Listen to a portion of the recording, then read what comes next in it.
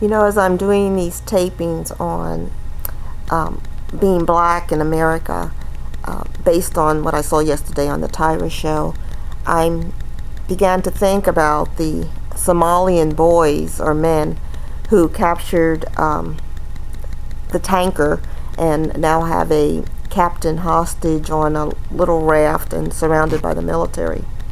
And I mean, this is just gang activity, and I don't know whether they were inspired by American gangs or whether these ideas come from Somalian gangs, but it's gang activity of taking things by force, stealing from others to make a living.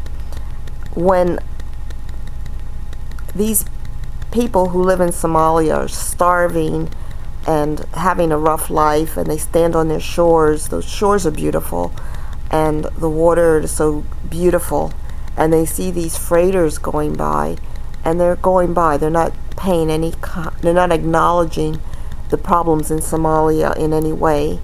And I guess the people who are the strongest, which are usually young men, felt that they could just go out and take over these boats and make some money and bring it back. Well, they've been very successful, and so once gang activity has been rewarded, it tends to repeat until the cycle can be stopped. So it wasn't stopped, and every boat that they captured, they were getting millions. Some kids would die, or some men would die in the takeovers, but by and large, the need of the country was so much that they continue to do it.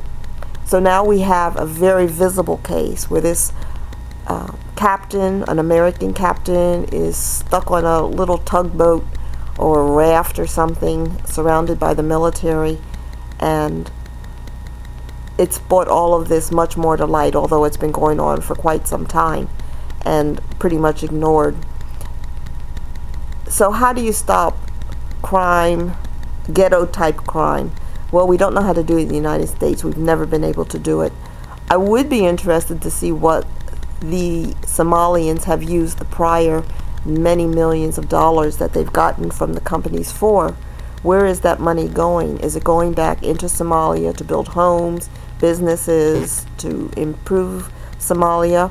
Or is it being used for drugs, graft, crime, corruption? And that would be interesting for somebody who lives in Somalia or visits Somalia to report on.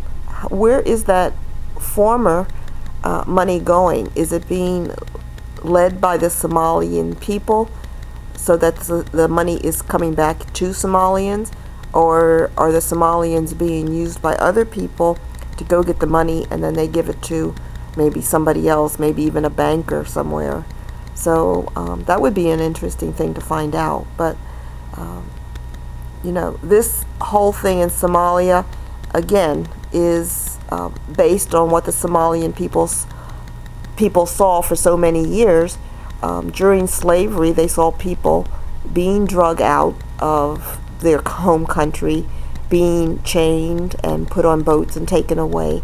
So they saw this violence. They saw that you can do anything for money. And a lot of the brutality that we see in Africa comes from the many years of the slave trade teaching Africans how to be brutal to other Africans, because the white slave traders were able to get Africans on the boat and chained because they got other Africans to help them to chain them up. So after doing that for generations, the humanity or inhumanity was not visible anymore. People thought that was a way to make a living, and the repercussions of those many years are still being felt, and we see it in Somalia.